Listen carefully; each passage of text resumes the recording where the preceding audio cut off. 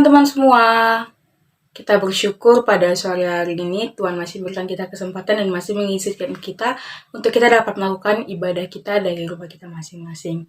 Mari kita angkatkan lagu pujian kita yang pertama, kami berkumpul memujimu, menyembahmu yang kudus.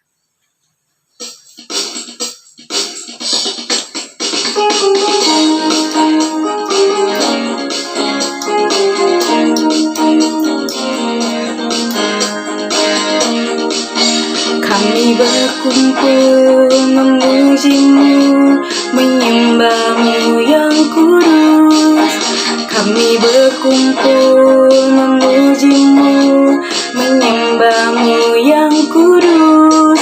Pujilah Bapa, pujilah Anak, pujilah Roh Kudus, ketiga yang esa. Pujilah Bapa, pujilah Anak, pujilah Roh Kudus, ketiga yang esa. Haleluya, haleluya, oh haleluya, haleluya. Teman-teman, mari kita bersatu dalam doa.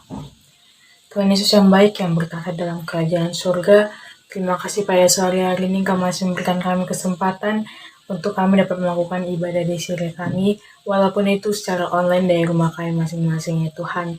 Tuhan, kiranya Kau berkati ibadah yang dari awal hingga akhirnya, dan hamba-Mu yang akan menyampaikan firman-Mu nanti, biarlah Kau berkati semuanya dapat berjalan dengan lancar ya Tuhan. Terima kasih ya Tuhan, di dalam nama-Mu kami berdoa dan mengucap syukur. Amin. Kita semua adalah anak-anak Tuhan. Sebagai anak-anak Tuhan, kita harus berkomitmen untuk menyerahkan dan mempersembahkan seluruh kehidupan kita kepadanya. Oleh karena itu, mari kita angkatkan lagu pujian kita, hidupku sekarang ku persembahkan di hadapan-Mu, oh Yesus Tuhan.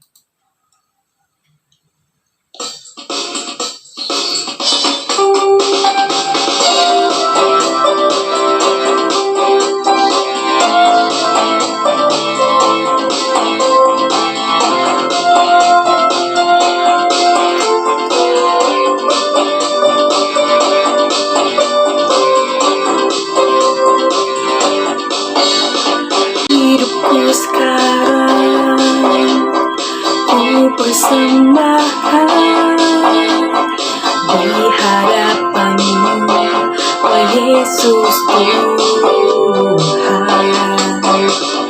Terimalah sekarang persembahanku, korban yang harum dan menyenangkan-Mu.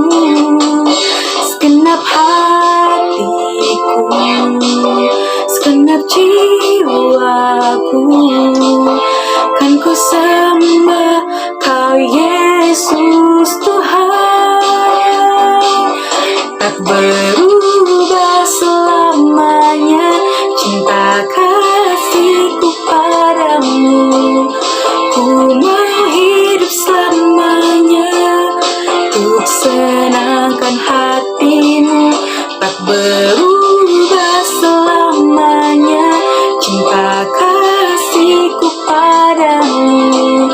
Ku mau hidup selamanya untuk senangkan hati-Mu, Tuhan. Sebelum kita mendengar firman Tuhan, mari kita nyanyikan lagu Belum Pernah Ada.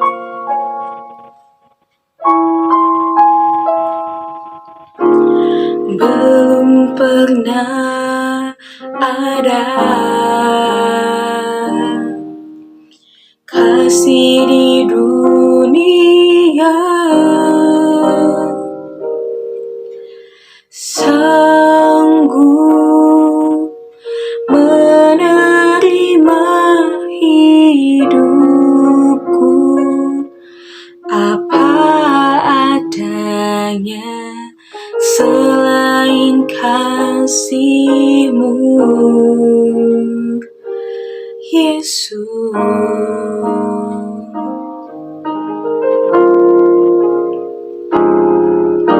Sungguh tiada lagi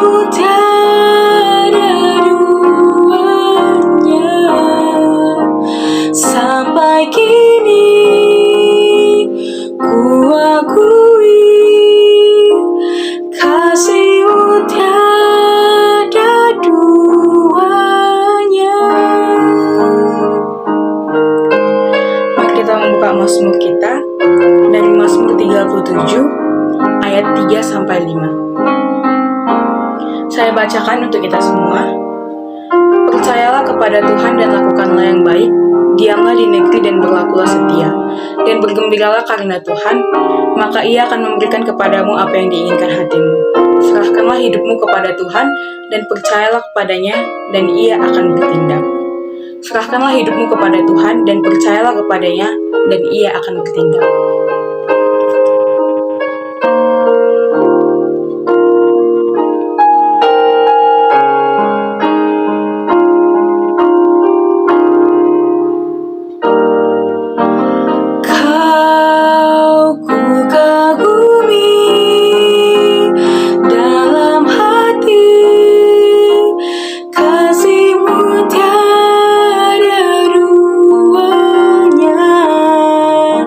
Sampai kini ku akui kasih-Mu tiada duanya.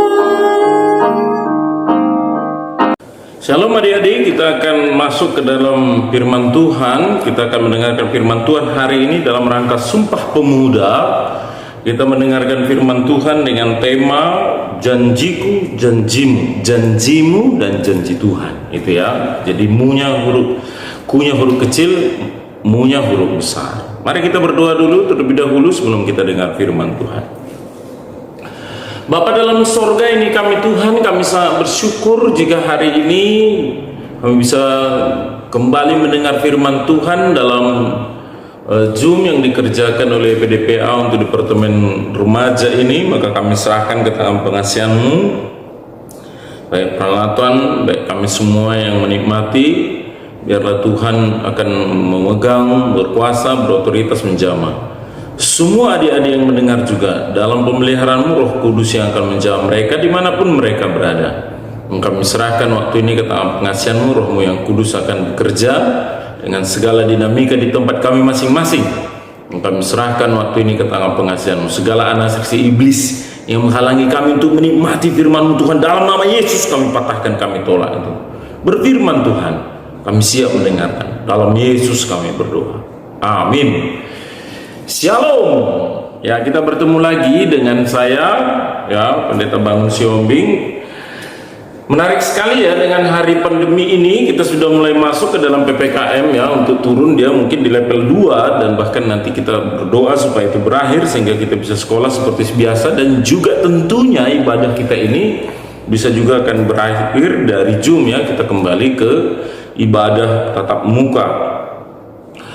Maka saya ingin membagikan saat ini yaitu tentang janjiku dan janjimu. Nanti kita koreksi tentang kitanya ini. Jika dikatakan memang tentang janji, maka ini adalah kait dengan komitmen. Kita berkomitmen, itu namanya janji. Aku berkomitmen. Seperti seorang seorang pria kepada kekasihnya, dia akan buat komitmen, buat janji.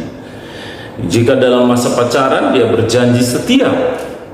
Ya, jika sudah menikah dia masuk covenant yang di atas janji, karena covenant dikerjakan atau janji dikerjakan di rumah Tuhan, di hadapan Tuhan.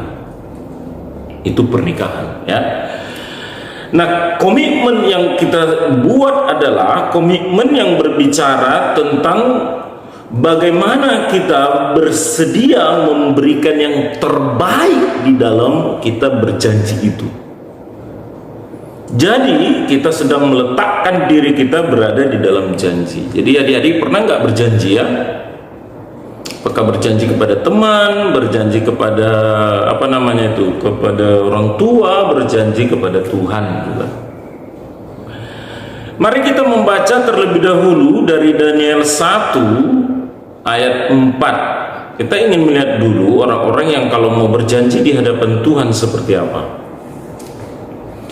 Mari buka Alkitab kita, Daniel 1 ayat 4. Seperti apa orang-orang yang boleh masuk ke dalam satu komitmen atau janji ini, sehingga kita melihat nanti bahwa tidak semua orang sebenarnya bisa berjanji ya, karena ada banyak hal yang harus dipikirkan. Saya bacakan, yakni orang-orang Daniel 1:4, yakni orang-orang muda yang tidak ada suatu celah, yang berperawakan baik, yang memahami berbagai-bagai hikmat, berpengetahuan banyak, dan yang mempunyai pengertian tentang ilmu, yakni orang-orang yang cakap untuk bekerja dalam istana raja, supaya mereka diajarkan tulisan dan bahasa orang Kasdim. Seorang yang berjanji, maka dia harus menjadi seorang pribadi yang dia tidak ada celah. Jadi kalau kita meletakkan janji, kita sedang meletakkan bahwa kita serius akan janji itu, serius kita memang mau masuk ke dalam janji itu, dan kita komitmen di sana, dan tidak ada celah kita untuk memungkiri itu. Ya, itu dia. Yang kedua adalah di sana dikatakan bahwa orang kalau ingin berjanji, punya komitmen dengan Tuhan, orangnya itu harus sungguh-sungguh, nalarnya itu sehat, badannya sehat, begitu loh ya, berperawakan baik. Jadi dikatakan dia harus orang yang sungguh-sungguh memang prima. Makanya janji jangan dibuat pada saat kita sedang apa nih, sedang letih lesu, sedang malas-malas lalu buat janji, nalarnya tidak jalan, gitu ya. Yang ketiga, orang yang kalau ingin berjanji adalah bahwa dia harus paham berbagai-bagai hikmat, dia harus tahu risiko berjanji, harga di dalam janji. Kalau dia buat janji, maka dia tahu itu apa harga yang harus dia bayar. Ya, makanya janji kita misalnya ya, kepada orang tua kan ada begitu ya. Oh ma, gitu ya, ma, gitu ya, belikan dulu aku misalnya sepatu ya, atau belikan dulu aku pakai data supaya bisa aku main game, nanti ku cuci pun piring, gitu ya. Dan ketika dibelikan paket itu kepada kita untuk kita bisa menggunakan HP, bukankah kita harus menepati janji yang kita utarakan tadi kepada orang tua? Sehingga kalau kita memang apa namanya dikatakan benar-benar prima atau di dalam situasi yang fit misalnya bicara itu, kita akan nalarnya jalan. Oh iya, maka kita tepati apa yang kita bilang tadi sama orang tua. Yang ketiga, orangnya harus berbagai-bagai hikmat dia punya. Dia harus bisa memilih mana yang paling maksimal dari semua. Itu hikmat itu. Jadi kita kenapa pada akhirnya berjanji misalnya kepada seorang kekasih ya, gitu ya, atau kita sedang berjanji kepada orang tua, karena kita sedang akan melihat di sana ada risiko-risiko, ada kegunaan, ada manfaat, ada hal yang kita kejar sehingga nanti di sana ada target-target yang kita dapat. Makanya di sana kita akan bisa memilah gitu ya, mana yang terpenting, mana yang nggak penting. Mana prioritas, mana tidak. Mana risiko yang besar, mana yang tidak berisiko. Yang keempat, kalau kita ingin buat janji, maka kita harus punya pengetahuan yang tinggi. Tidak mungkin Jokowi buat janji lalu tidak tahu dia misalnya janji antar negara ya, perjanjian bilateral misalnya. Tidak mungkin mereka akan buat janji tanpa mereka tahu untung ruginya.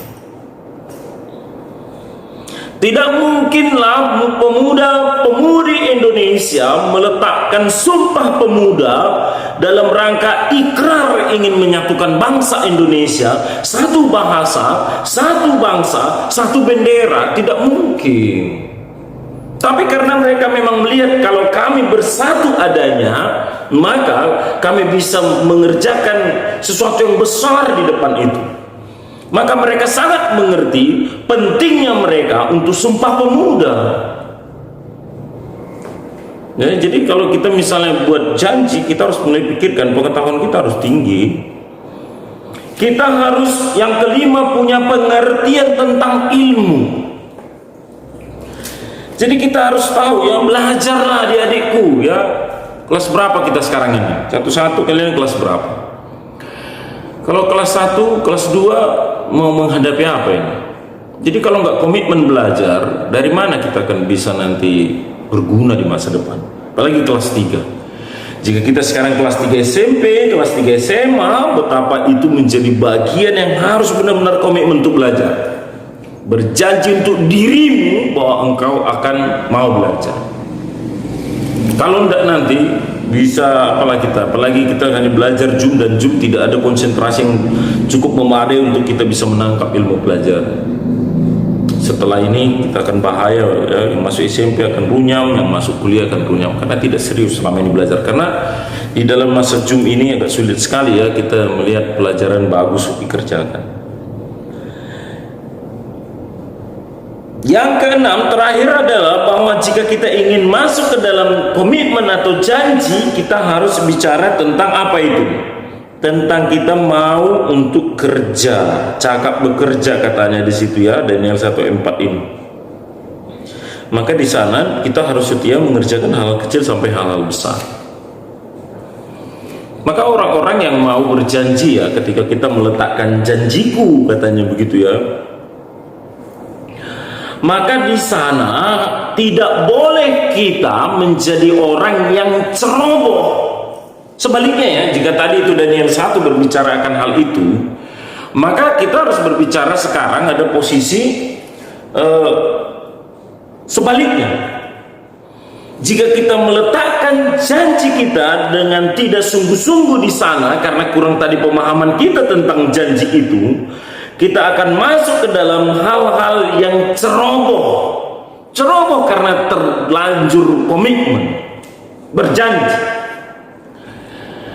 Ada adik mamak saya, tante lah ya, ketika dia menikah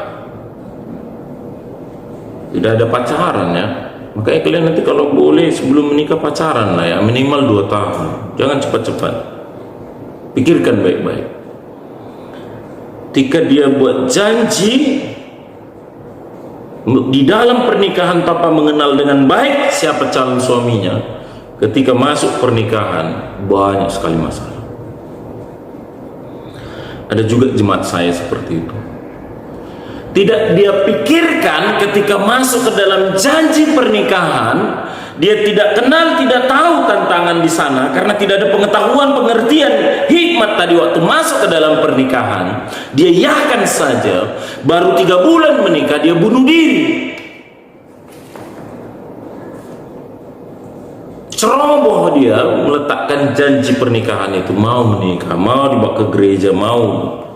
Padahal ketika dia masuk ke sana, batinnya tersiksa. Dia tidak siap lingkungan, akhirnya apa?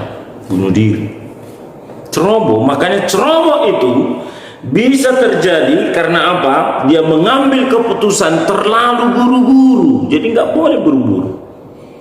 Sumpah Pemuda yang dikerjakan oleh pemuda-pemudi Indonesia di zaman kemerdekaan itu tidak semudah yang kita bayangkan terjadi begitu saja, tidak.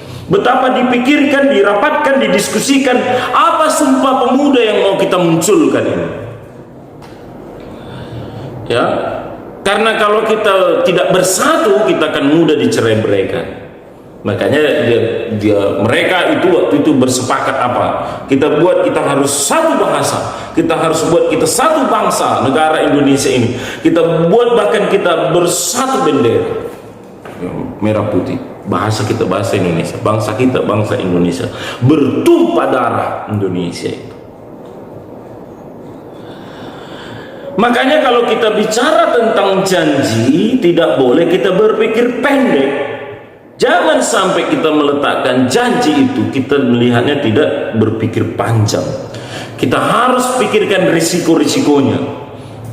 Yang ketiga ya, yang sering kita lihat dalam ceroboh ini adalah bahwa kita ternyata tidak yakin akan janji kita itu.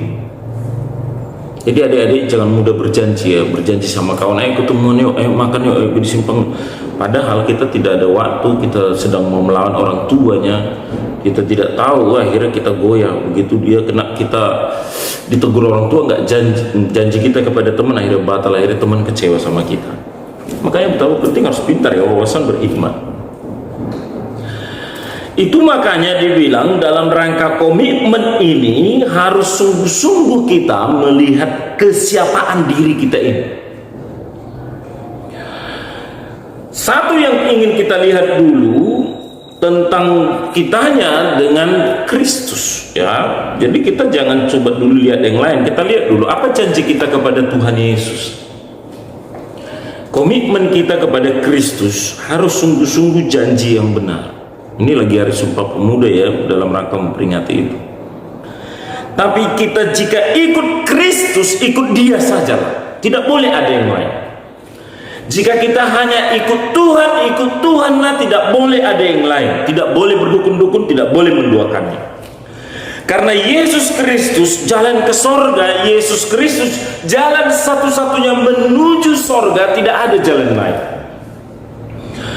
Kisah Para Rasul 4 ayat 12 berbicara bahwa di bawah kolong langit ini, ya, tidak ada jalan lain yang diberikan kepada kita selain daripada Yesus Kristus. Sehingga kalau kita ikut Kristus, sedang kita bicara aku janji ingin ikut Tuhan Yesus, maka sebenarnya kita harus sungguh-sungguh mau mengikut Dia dengan setulus-tulusnya. Hati-hati ya adik-adikku ya, jika ternyata kalian malah pacaran sekarang ini dengan orang yang tidak seiman. Karena jika janji kita telah mau ikut Kristus, lalu ternyata kita di depan kita pacaran dengan yang tidak seiman, maka kemungkinan besar mental kita akan terganggu. Kemungkinan berikutnya kita akan meninggalkan Tuhan Yesus. Percaya ya, makanya ada posisi hati-hati ya. Ketika kita juga mengikut Kristus adalah sebuah janji yang tidak main-main. Karena kita kan tahu harganya itu, kan begitu ya. Susah, banyak tantangan, aku tetap setia, kan begitu ya. Maka di sana kita sedang berbicara komitmen kita kepada Kristus dalam mengikut Kristus harus sungguh-sungguh berwawasan, seperti Daniel 1 ayat 4 ini. Ketika kita ikut Kristus tidak boleh ada celah. Tidak boleh ada perdukunan, tidak boleh ada dosa pornografi, tidak boleh ada dosa narkoba, tidak boleh ada dosa perzinahan, tidak boleh ada dosa mencuri, tidak boleh ada dosa menipu, apalagi menipu guru dan orang tua. Tidak boleh ada celah. Jika kita bikin janji kepada Tuhan, maka berjanjilah ketika diserahkan tubuh ini bagi kita, kita harus sehat, kita harus olahraga. Jika kita memang sungguh-sungguh serahkan diri kita ini kepada Tuhan, maka kita harus berhikmat mengikut Tuhan itu, tidak boleh sembarangan. Jangan sampai lewat hari-hari kita karena ini pandemi lalu kita tidak pernah berdoa. Tinggal tunggu waktu, kau pasti terlempar, terbuang, dan tidak akan ada menjadi bagian warga kerajaan surga. Setialah berdoa, setialah baca Alkitab tiap hari, setia renungan tiap hari. Ya, jika kita lihat Daniel 1 ayat 4 ini lagi, jika kita ikut Tuhan harus berpengertian. Jangan gampang disesatkan orang. Namanya kita ikut Tuhan bukan karena tutup mata kita ikut Tuhan dalam kebutuhan, tidak bisa. Kita ternyata punya nalar, punya pengetahuan, punya pemahaman, punya keinginan, maka itu semua harus disucikan, dikuduskan, diisi dengan firman Tuhan. Sehingga kita harus belajar firman Tuhan seperti ini. Ibadah ini, sore ini, jangan tinggalkan. Karena dengan kita berilmu yang tinggi, beriman yang tinggi, di sana yang kokoh. Kalau tidak kokoh kita. Itu tentang Kristus. Bagaimana kalau kita bicara komitmen kita kepada masa depan kita? Adakah kalian sudah buat janji ya di dalam masa depan kalian mau jadi apa? Sehingga kalian nanti ngerjakan apa, kan begitu ya. Karena kalau kita berjanji kepada diri kita tentang sesuatu di depan, contoh ya, aku janji aku berguna, aku berjanji aku menyenangkan hati Tuhan, aku berjanji aku menyenangkan orang tuaku, aku berjanji meraih cita-citaku, maka jangan sampai kehilangan arah ya, semangat hidup. Boleh hubungi saya ya. Kalau kita sudah kehilangan arah, tidak tahu potensi, tidak tahu hobi, tidak tahu minat, tidak ada cita-cita, aku tidak tahu mau kemana bang, boleh hubungi saya, kita diskusi ya. Itu bisa pribadi ya, kita diskusi di PDP ini, kita bisa bicara. Sangat sedih kalau kalian adik-adikku kehilangan cita-cita, tidak tahu mau ngapain, belajar mau ngapain, untuk apa ini aku belajar ini. Padahal ketika kita belajar karena kita sedang mau mempersiapkan masa depan, karena ada yang mau kita kejar di sana, karena kita mungkin mau menjadi seorang guru, seorang dokter, seorang polisi, seorang tentara, seorang hamba Tuhan, seorang pendeta di depan, seorang misionaris. Makanya betapa pentingnya kita melihat ini dengan baik. Kalau begitu bagaimana? Kalau kita memang sungguh-sungguh berjanji ingin meraih cita-cita, berguna di masa depan, Daniel 1 ayat 4, kita ulang lagi, tidak boleh ada celah. Tidak ada kita belajar, tapi ternyata ketika kita hitung-hitung lebih banyak ternyata kita menonton sinetron daripada belajar, lebih banyak kita ternyata main game daripada belajar.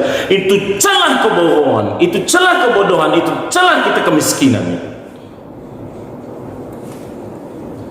Bukan tidak bisa main game, enggak. Silakan, tapi bagi waktu. Karena tidak ada ketika kita getol sekali main game lalu cita-citamu sedang kau persiapkan dengan baik, tidak ada. Yang berikut, kalau kau ingin mengisi dan mengejar cita-citamu itu, maka dia harus berperawakan baik, berolahraga. Yang berikutnya, berhikmatlah di dalam belajar. Akan gitu ya. Kuasai ilmu dengan baik di dalam kebenaran, kekudusan dan kesucian. Gitu ya. Pelajari dengan baik, kuasai tentang kehidupan itu, berpengetahuan kita yang baik, berpengertian kita yang baik dalam belajar itu. Jangan sampai ada kehilangan celah gitu ya. Misalnya ya, kalau kita ingin masuk SMP, masa perpuluhan pun tidak tahu, kan ada celah itu. Makanya betapa penting harus bergumul kita menguasai ilmu itu ya. Maka kita harus bicara baik-baik, masa depanku, janjiku tentang kesana itu untuk kejar apa gitu ya. Sehingga kita sedang melihat, aku sedang berjalan di dalam yang benar, aku sedang berjalan dengan posisi yang benar, aku sedang berjalan dengan satu semangat, aku berjalan, aku tidak sekedar hanya sekedar belajar ya. Sama seperti Paulus bilang, aku petinju yang tidak sembarangan memukul, tapi aku seorang petinju yang tahu bagaimana sebenarnya bertinju dengan baik. Buat janji ke sana. Ada seorang raja yang muda lari dikejar-kejar oleh pihak istana ya, padahal dia sebenarnya raja masa depan. Tapi karena dia mungkin menjadi ancaman, dia mau dibunuh dan akhirnya dia lari ke hutan. Raja muda ini dia lari ke hutan, dan ternyata di hutan dia temui di sana ada orang yang para gelandangan. Di hutan itu dia menemui orang-orang yang cacat. Di hutan itu dia menemukan orang-orang miskin. Di hutan itu dia menemukan orang-orang yang diusir oleh keluarga, oleh masyarakat, yang dicap mereka itu adalah menjadi orang najis. Raja ini berpikir, aku akan ajari mereka. Dan mereka mau diajar. Diajar bela diri, diajar berperang, diajar mereka untuk mereka bisa bertempur dalam satu pasukan. Setelah mereka bisa mahir bertempur, mahir berperang, lalu akhirnya raja ini bilang, mari ikut aku, kita akan mulai masuk ke sana. Mereka mulai mengembara dari satu hutan ke hutan yang lain, mereka mulai mengembara dari satu tempat ke tempat yang lain, dan mereka mulai berperang. Makanya setiap orang ketika mau mengikut raja ini melihat dengan baik siapakah raja itu. Karena ketika dia mau berjanji ikut raja itu, maka dia tahu bahwa dia berada dalam kehidupan yang keras. Itu kehidupan itu. Ketika mereka mau ikut raja itu, dan ternyata tidak ada jaminan sebenarnya, karena dia jadi pasukannya, karena setiap perang pasti ada yang mungkin terluka atau mati. Ketika mereka mau ikut raja itu dan mereka masuk dari satu tempat ke tempat lain untuk mereka berperang, maka sebenarnya mereka masuk ke dalam hidup yang sebenarnya melarat, karena tidak ada tempat tidur. Tidur di alam, tidur di hutan. Dan itu berarti mereka tahu ketika mereka mau berjanji dengan raja ini, mau ikut raja ini, maka mereka sebenarnya masuk ke dalam satu ancaman-ancaman maut. Tapi mereka mau raja itu? Nah, ini menarik. Siapa raja itu? Dialah Raja Daud. Jadi pasukan itu nanti akhirnya menjadi pasukan elit di kerajaan Israel. Bayangkan kita, padahal itu ditemui oleh Daud dari hutan-hutan, orang-orang yang tidak mungkin terpandang, tapi malah itu menjadi pasukannya Raja Daud. Adik-adikku, mengapa ada komitmen ini? Mengapa ada janji-janji yang begitu mereka mau ikuti, bayar harga, dan dengan rendah hati mereka mau mengerjakan itu? Apa rupanya sebenarnya janji itu? Apa sebenarnya komitmen? Komitmen atau janji itu adalah pengabdian kita kepada sesuatu yang ada di depan kita. Jika kita masuk ke dalam janji, maka kita sedang berbicara janjiku ini, maka berarti dedikasiku di sini, aku terikat di sini untuk masuk ke dalam satu tujuan yang telah diberikan itu. Maka di dalam komitmen itu, aku berada dalam posisi sedia aku berada di dalam memberi yang terbaik di sana. Sehingga adik-adikku, ya, kalau kita berjanji, maka kita sebenarnya janji kepada Tuhan Yesus Kristus, maka sebenarnya kita bersedia memberi yang terbaik kepada Dia. Kita memberikan sungguh-sungguh dari seluruh kekuatan kita, dari segenap hati kita, dari segenap akal budi kita kepada Tuhan Yesus. Jika kita sedang berjanji tentang mempersiapkan masa depan kita, maka sebenarnya sungguh-sungguh kita membina rohani kita, membina iman kita, mengasah ini, knowledge kita ini, mengasah ilmu kita ini untuk kita ada di depan nanti, bukan di belakang, bukan jadi ekor.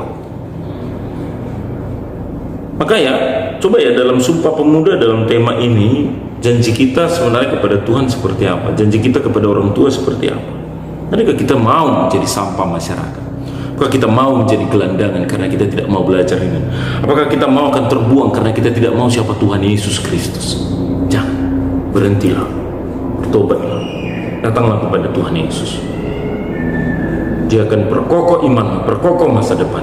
Karena sumber dari semua masa depan, bahkan sumber keselamatan itu adalah Tuhan Yesus Kristus.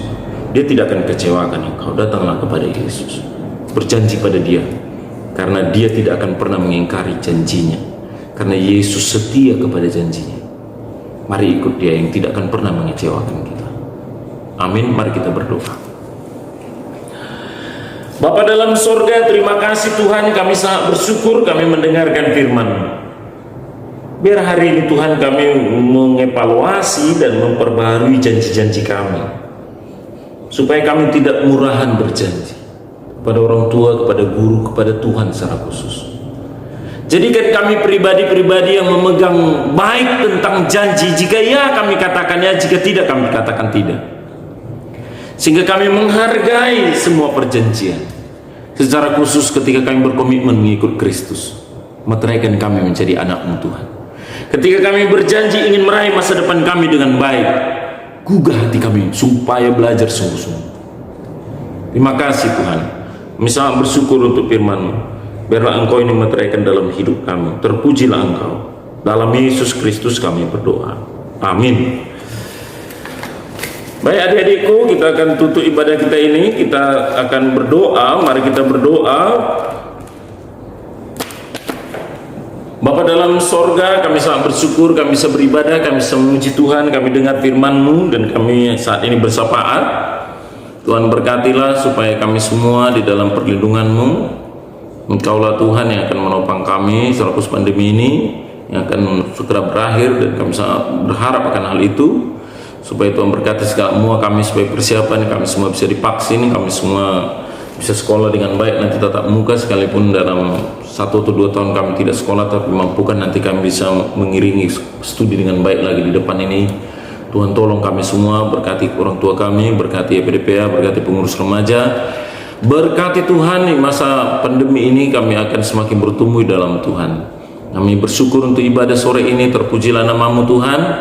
Maka biarlah anugerah dari Allah Bapa, cinta kasih daripada Tuhan Yesus Kristus, dan penghiburan daripada Roh Kudus itulah yang akan menyertai engkau hari ini, esok, dan sampai selamanya. Amin. Bapa, terima kasih.